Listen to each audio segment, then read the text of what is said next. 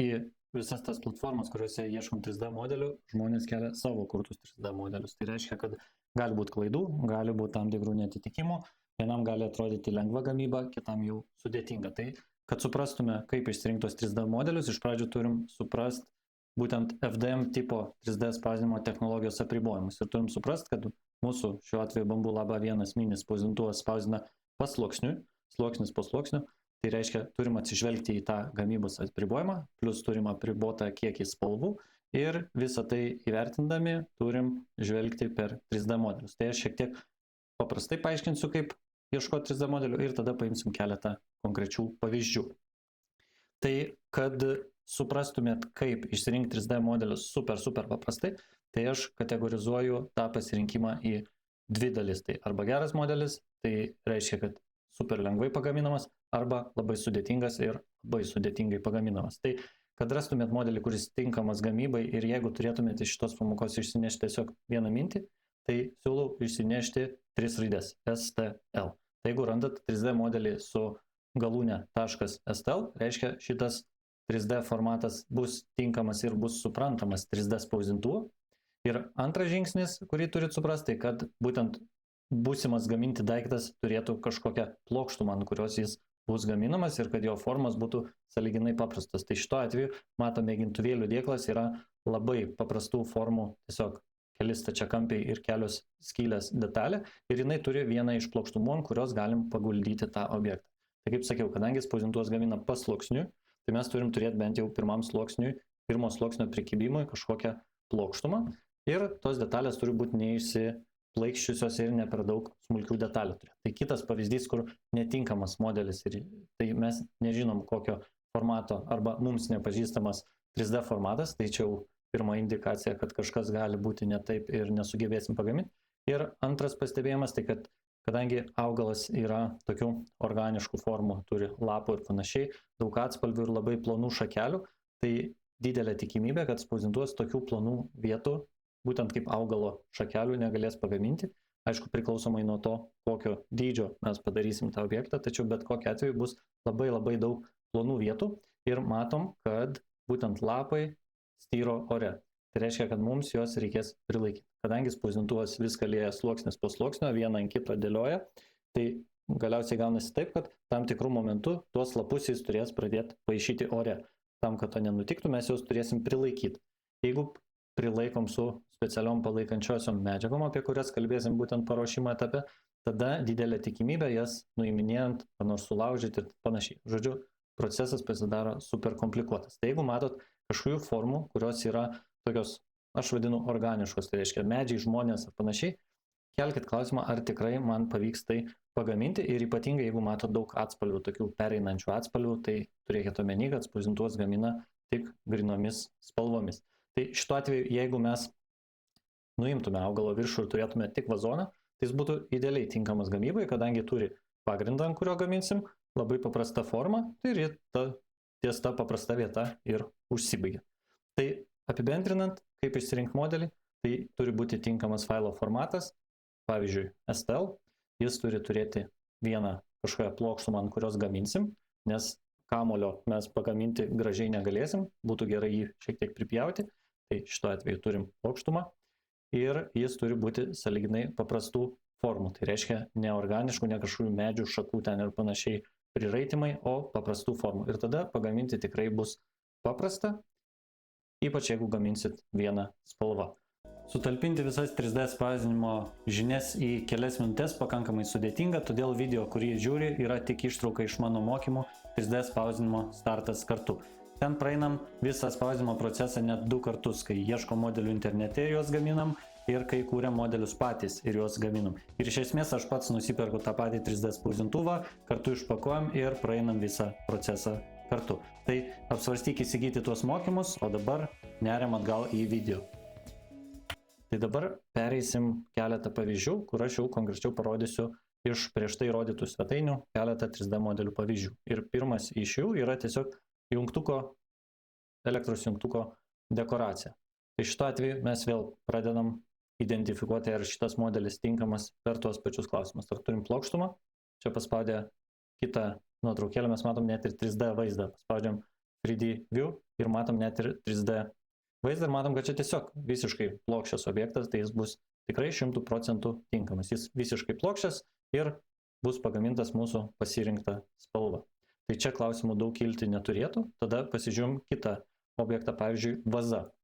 Kaip prieš tai minėjau irgi, jeigu turėtume tuščią vazą, ji būtų pakankamai lengvai pagaminama. Šituo atveju taip ir yra.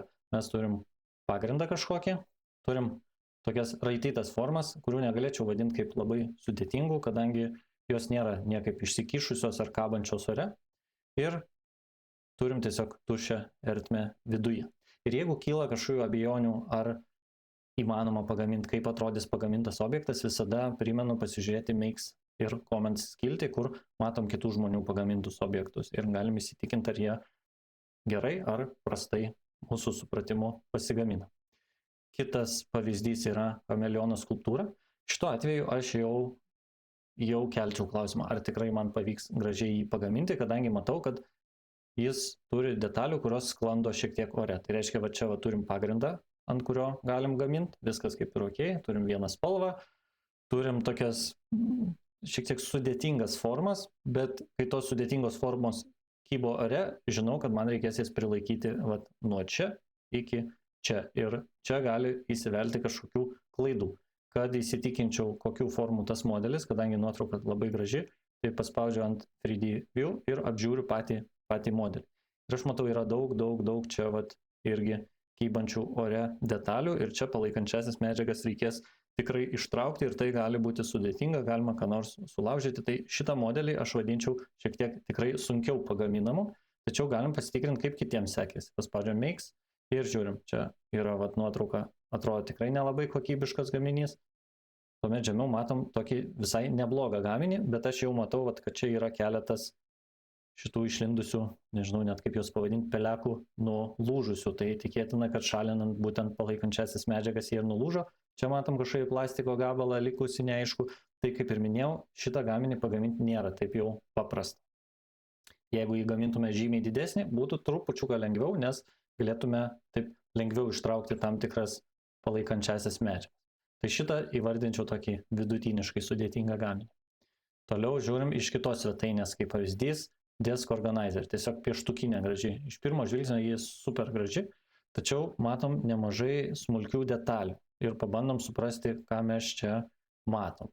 Tai aš matau, kad čia tikėtina, kad šita detalė bus pagaminta iš dviejų dalių, tai išorinė dalis, šita juoda, ir vidinė dalis. Ir labai daug šansų, kad jos viena į kitą susimaus. Kadangi pagaminti tokį vientisą, man atrodo, būtų neprotinga, labai lengva pagaminti dvi dalis ir vieną į kitą sumauti. Tokius tarpelius spausdintuvai tikrai neblogai išgauna. Aišku, gali būti tarp jų įvairiausių siūlelių ir panašiai, čia priklausys nuo pasirinktų parametrų, bet matom, kad turim pagrindą, ant kurio gaminsim, turim pasvyrusį kampą, tačiau jisai nėra didesnis negu 45 laipsniai, tai jis iš esmės nekaba ore, o yra toksai 45 laipsnių kampu, tai reiškia sluoksniai vienas ant kito gali tvarkingai dėtis. Tai šitą detalę įvardinčiau tokia kaip ir nesudėtinga gamybai. Vienintelė vieta, kur gali būti nesklandumų, tai va čia siūlelių įvairių plastiko atsiras. Tai tokią, manau, galim drąsiai gaminti iš kelių detalių. Tuomet pasižiūrim kitą gaminį. Čia yra velykinis toksai kaip ir medelis ir pirmą nuotrauką, kurią pamačiau, tai jis man pasirodė toks kaip ir sudėtingas, bet tada pradedi nagrinėti modelį, kaip jisai buvo sukurtas. Jūs matom, kad turim aprašymą. Tas, kuris sukūrė modelį, sukūrė ir aprašymą ir rašo, kad no supports needed, reiškia palaikančiųjų medžiagų nereikia. Tada keliu klausimą, kaip mes jį gaminsim. Žiūrim kitas nuotraukas ir matom, kad kiekviena detalė pagaminta visiškai atskirai su atskira spalva. Tai reiškia, mes įdedam kitą plastiką, pagaminam vieną spalvą, įdedam dar kitą, pagaminam kitą. Ir kiekviena iš detalių turi net ir pagrindą, ant kurio gaminsim. Matom, kad čia šitie kiaušiniai yra pripjauti ties dugnu. Kaip ir sakiau, apvalų daiktą pagaminti gražiai labai sunku, bet jeigu pripjaunam, tikrai galim. Ir tokiu būdu mes pasigaminam daug detalių ir jas sumaunam vieną su kita. Tai šitas objektas būtų vidutiniškai sudėtingas pagaminti tik dėl laiko, kurį reikės praleisti keičiant plastiką ir gaminant daug atskirų detalių. Jeigu šitas 3D modelis būtų sukurtas vientisas, tai reiškia nepadalintas į daug skirtingų detalių, sakyčiau, kad jo geriau visai negaminti, nes jis atrodys tikrai nekokybiškai ir visi šitie paviršiai, kurie kybo ore, kaip ir to pačiu pirmoju pavyzdžiu, gėlės pavyzdžiu, jie kybo ore, bus labai tikrai negražus, kadangi reikės palaikančiųjų medžiagų, jas reikės po to pašalinti ir plus tiek daug vienu metu spalvų neišgausim ir turėsim tikrai prastą rezultatą. Bet 3D modelių kūrėjai atsižvelgia į tai ir daro modelius, kad jie būtų tinkami gamybai. Tai čia labai svarbu atsižvelgti į aprašymą ir paskaityti, ką mums nurodo pats gamintojas. Toliau pateiksiu keletą pavyzdžių iš vieną iš My Mini Factory svetainės ir kitą iš dar kitos svetainės. Ir čia turim miniatiūrą, ne? Stalo žaidimų miniatiūrą, atrodo kaip ir viskas labai gražiai, tačiau prisimenam mūsų spausdintuvo apribojimus. Mes gaminam sluoksnis po sluoksnio, tai reiškia dėsim 1, 2, 3, 4 ir taip toliau ir taip toliau. Ir galiausiai atsidursim tame taške, kai šitas apsiaustas, šitas skeptras ir panašiai kybos ore ir jie taip gražiai tikrai nepasigamins. Dažniausiai miniatiūros gaminamos kita 3D spausdinimo technologija, tai šito gaminio su FDM tipo spausdintuvu, šiuo atveju Bambu Lab A1 mini spausdintuvu gaminti nesiūlyčiau, nes arba nulūš kokia koja, skeptras, arba tiesiog paviršius bus tikrai negražus ir netoks lygus kaip čia. Turėkite omeny, kad nuotraukose dažnai pateikiamas yra vizualizacijos, kurios yra sugeneruotos kompiuterio. Tai reiškia, tai nėra konkrečiai realus gaminys. Einam į kitą pavyzdį. Taip, CG Trader svetainė. Ja šiek tiek paminėjau ir, pavyzdžiui, atsidarau tokį kėdės modelį, kurį galbūt kaip miniatiūrą norėčiau pasigaminti. Matau, kad čia yra oda įplyšus ir taip toliau ir labai daug tekstūrų. Tai čia į ką noriu atkreipti dėmesį, kad 3D modeliai ne visada yra skirti gamybai. Kartais 3D modeliai yra naudojami tiesiog virtualioje erdvėje, tai pavyzdžiui, žaidimuose ir panašiai.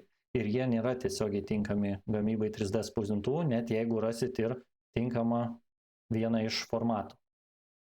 Tai šituo atveju mes tokios kėdės tikrojiškos pagaminti su 3D spausdintuvu tikrai negalėsim, kadangi čia yra daug spalvų, atspalvių, tekstūrų ir panašiai.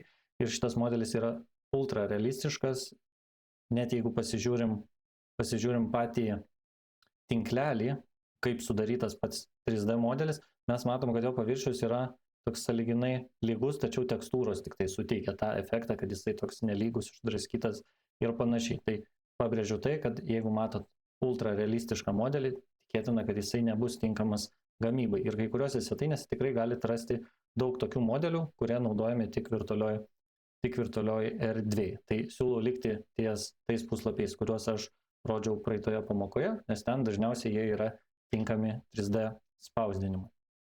Tai apibendrinant, dar kartą paminiu. Svarbu atskirti failo formatą, kurio yra pateikiamas 3D modelis, kad jis būtų suprantamas spausdintuvui. Apie formatus kitoj pamokoje pakalbėsim, nes jų yra daugiau, bet jeigu reikėtų įsiminti vieną, tai dažniausiai naudojamas yra STL. Modelis turi turėti plokštumą, kažkokį pagrindą, ant kurio gaminsim.